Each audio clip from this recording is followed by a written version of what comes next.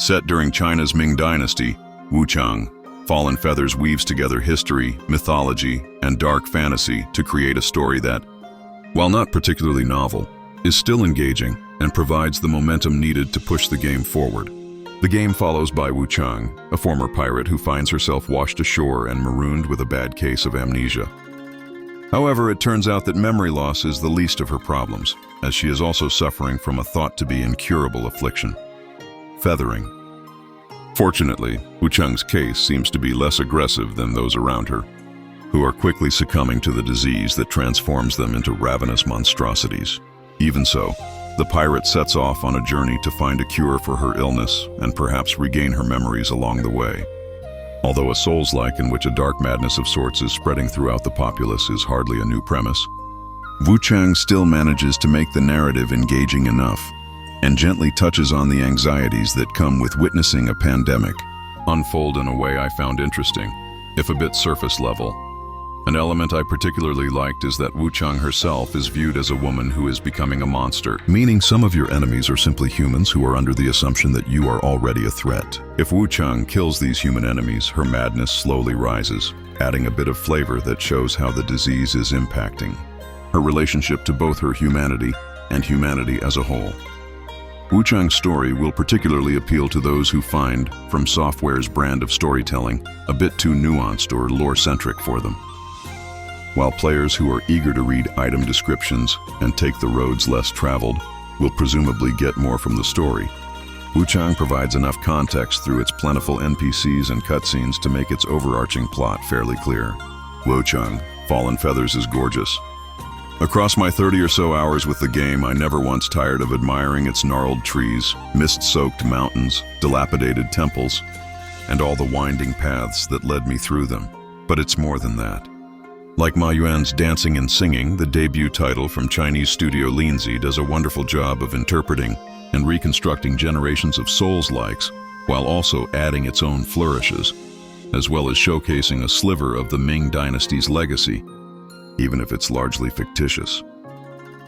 Furthermore, combat that feels fantastic, level design that fosters curiosity, great art direction, and robust systems and customization options that ensure flexibility all make Wuchang shine.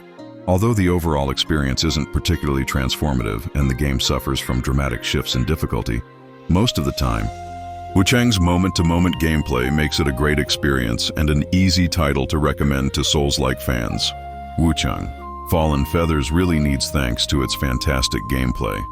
In Souls-likes, satisfying combat is vital to a gratifying experience, and fortunately, Wuchang's is fluid, fun, and most importantly, flexible.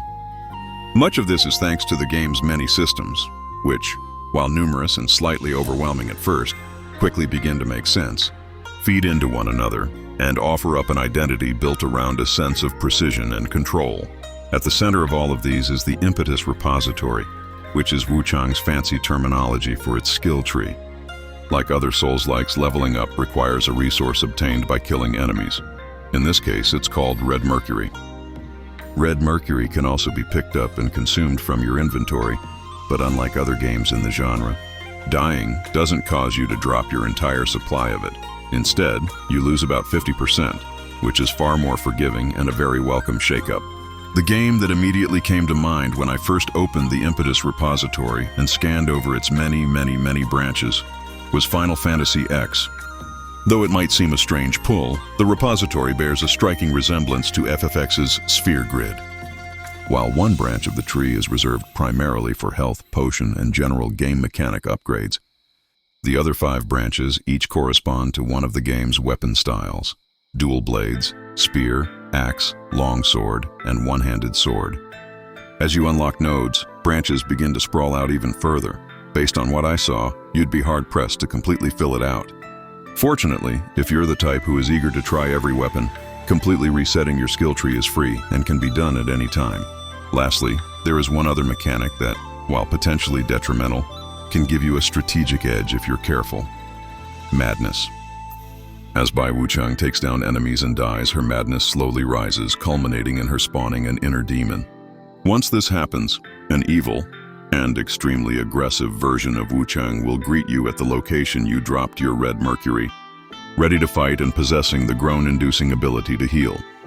If you're feeling cheeky, you can try to get this malevolent spirit to target nearby enemies, reaping you some free red mercury and whittling her health down while you kick back and watch her work. Where the real strategy comes in, however, is in the risk-reward element that comes with madness. When Wuchang succumbs to madness, she will both dish out and take more damage. This can be extremely useful if you want to take a boss down a bit faster, but it does make it even more vital that you avoid taking hits until you manage to track down your demon and take her out. However, if there is one thing about Wuchang, Fallen Feathers, that most impressed me, it's the game's level design, which feels very reminiscent of Bloodborne. And if you know me, you'll know that this is some high praise. Wuchang does a fantastic job of creating a world that makes the critical path apparent enough, while also ensuring things don't feel too restrictive or linear, of letting players roam somewhat freely while also finding ways to rein them in. Shrines, which are the Wuchang equivalent to Dark Souls bonfires or Lies of P's stargazers, seem to always emerge at precisely the right time and make traveling between areas a breeze. And while the war-torn lands of Shu feel vast, they are also intimately connected thanks to Lindsay finding clever ways to weave it in and out of itself, subsequently heightening my sense of place and creating fun eureka moments as I stumbled upon a place I've either been to or have seen off in the distance. Though Wuchang is a far cry from an open-world game, and to be clear, it's not trying to be, it doesn't feel unnaturally restrictive, or as if it's largely uninhabited. If you want to get through the game, it's almost mandatory that you learn and upgrade a couple. Despite absolutely loving my one-handed sword, for example, it's a weapon that lacks the ability to parry, block, or clash. I'll toot my own horn here and say that, genuinely, I feel like my timing and ability to dodge got pretty dang good. After all, it was vital to gaining Skyborn might and executing spells. However, these bosses had such minuscule margins of error that missing one dodge nearly always led to getting caught in a combo that would knock down the majority of my health, and finding time to heal was next to impossible. In some way, these difficulty spikes highlight another issue with Wuchang. Though it takes several important lessons from Souls-likes, particularly in terms of level design, and implements them well, it falls into the pitfall of creating situations that feel difficult for the sake of being difficult. Don't get me wrong, I'm the first to argue that Souls-like's notorious difficulty is oftentimes necessary and vital to conveying the genre's central ideas. However, the best of these create experiences that, while difficult to overcome, make the player feel as if they've somehow grown through their challenges. Wuchang, on the other hand, features a number of bosses that frustrate far more than they educate and empower. Additionally, Wuchang's close reliance on its inspiration causes the game to sometimes feel derivative, with certain enemies both emulating and resembling those found in From Software titles, ultimately tarnishing Wuchang's budding sense of self. As a Soulsborne veteran since Demon Souls, I can confidently say that Wuchang feels easy, at least in the first 2 hours. Everything is intuitive and linear so far, with a gentle learning curve. The game does not offer multiple difficulty settings, which is normal for the genre. You get stronger by farming XP, or whatever the local equivalent of Souls is, and that alone can give you a soft difficulty slider. If you're new to Souls-likes, Wuchang is very beginner-friendly. Wuchang's biggest problem so far is a performance issue. It's not good, it runs slowly on max settings. There's stuttering. The DLSS 4 frame generation is either broken or implemented in a uniquely vexing way. But you can smooth things out considerably with a few choice settings adjustments, including on lower-end graphics cards. On that note, the minimum system requirements still prove quite trustworthy, even accounting for the RPS test rig's top-end CPU and RAM. Fitting it with 6GB GTX 1060 was enough to average a very playable 44 FPS. On Wuchang's low preset at 1080p, albeit with a lot of help from TSR upscaling. From the recommended specs, meanwhile, Intel's Arc A750 averaged 51 FPS on high, again with TSR. Although you'd typically want 60 FPS from a recommended GPU, it's encouraging that cheaper and older components don't strictly need to. Slum it at 30 FPS still. FPS averages tell but half the story.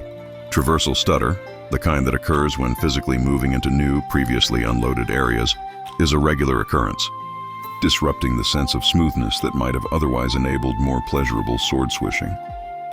TSR also simply looks worse here than it does in other Unreal Engine 5 games, with very noticeable ghosting and aliasing even on its higher quality settings. And unless you have an RTX graphics card that will let you replace it with DLSS, it's effectively required to keep performance up, including at 1080p. But problems are normal knowing the performance issue that the Unreal Engine 5 has. I think it does unilaterally have some degree of stuttering, as is basically the Unreal Engine 5 standard, which does merit complaint. It leans on upscaling. I was using DLSS, and it might be worse if you have to use FSR or TSR. But the end result looked better than Wuchang to me because you can turn off the UE5 sharpening filter. These performance issues and complaints have not gone unnoticed by developers at Lean-Z Games and 505 Games, and they issued an apology almost immediately. While these complaints might dampen the overall experience, ultimately Wuchang Fallen Feathers is a great experience filled with far more satisfying battles than frustrating ones, wonderful ideas, and truly gorgeous locations. Considering this is Lean-Z's debut title, I have extremely high hopes for the studio's future endeavors, and even Wuchang itself, assuming it receives a few needed adjustments. However, even as it exists now, Wuchang is absolutely a game I'd recommend to Souls-like fans, so long as they don't mind getting a bit sweaty. As we are collectively waiting for FromSoft's next story-driven game, Wuchang is a game I'd definitely recommend towards everyone, hence I give it a 8 out of 10. I'll be seeing you fam on our next gameplay walkthrough, review, guide video, or during our next live stream on Twitch. For any addition question, you can always reach me on the comments down below, during my live stream or in my Discord page, which you can find a direct link from out of my YouTube page. I'm your host Ashen, thank again for being here. One love fam, one love only.